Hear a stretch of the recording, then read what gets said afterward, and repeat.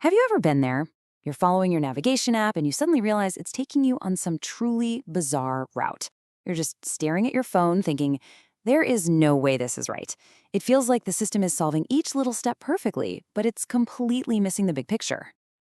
So let's dive right into that moment of frustration. We're going to answer one very specific question. Why did my navigation app choose a route that was obviously longer when a faster one was right there?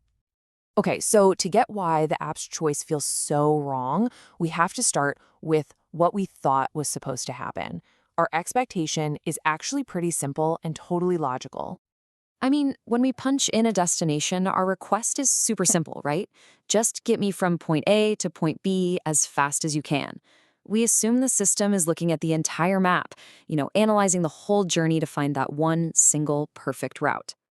But then, somewhere on the drive, that simple, clean expectation just shatters. The app starts telling you to take all these turns, and hey, each one seems like a pretty smart move at the time. A clever shortcut here, a street that seems to be moving a little faster there.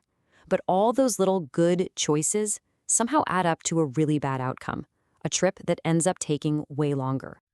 And this gets us right back to that core confusing question. Why would a smart system choose a path that is so clearly not the best one overall? It feels like a bug, a total glitch, but it's actually a core part of how these systems are designed to think. All right, so let's pull back the curtain a little bit.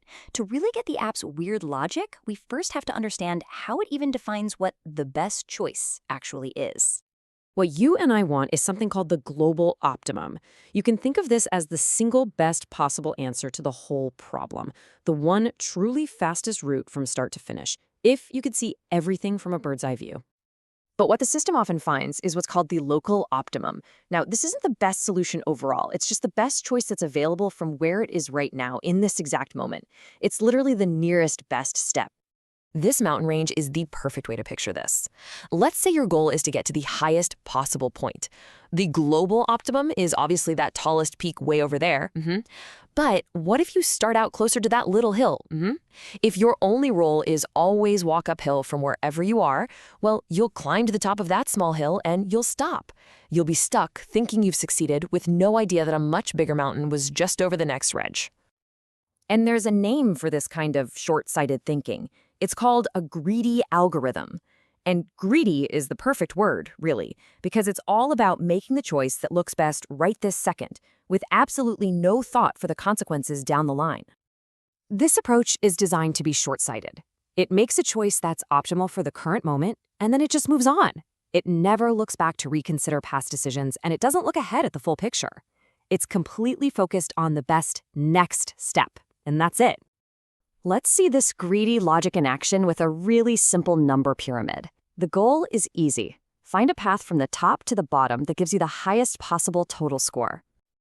Okay, step 1 is a no-brainer. We have to start at the top with the number 7.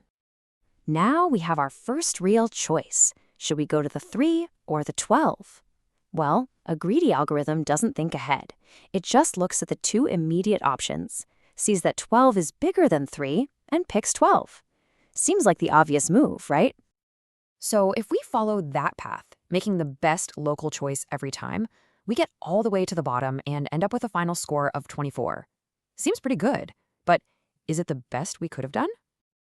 And here's the twist. It turns out, by making what looked like a worse choice earlier, by picking that smaller number 3 instead of 12, we would have unlocked a totally different path, a path that leads to that massive 99 at the bottom for a grand total of 110.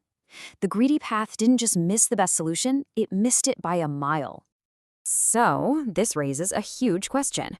Why on earth would anyone build a system that's designed to fail like this? Well, it's not actually a mistake. It's a trade-off. Here's the deal. The greedy method is incredibly fast, and it doesn't need a lot of computing power. It gets you a good enough answer almost instantly. To find that guaranteed, perfect, global optimum route, the system would have to check every single possible path. And honestly, by the time it finished doing that, you wouldn't need to go anymore. So with all that in mind, let's bring it right back to our original problem, the frustrating GPS. Your navigation app wasn't broken. It was just being greedy. At every single intersection, it was making what looked like the best local choice. This road has less traffic right now, or this turn will save 30 seconds on this next little segment. The app was perfectly solving the problem for each part of your trip. The issue is that a whole bunch of locally perfect turns don't always add up to a globally perfect journey. The system was just looking at the next stoplight while you were thinking about getting to your final destination. And this right here is the crucial point. Our intuition, our human brain, expects a holistic view. We expect the system to see the entire map from above, just like we imagine it. But the algorithm is inside the maze, and it can only see the very next turn. The mismatch isn't a failure. It's just a completely different perspective. So the next time your GPS makes a turn that seems completely illogical, you'll know what's really going on. It's not broken, it's just being greedy. It's prioritizing a fast, good enough decision right now over the perfect, but much slower, decision for the whole trip. Our intuition failed because we expected a big picture plan when the system was only ever built to find the nearest best step. And that explains why the system behaved that way.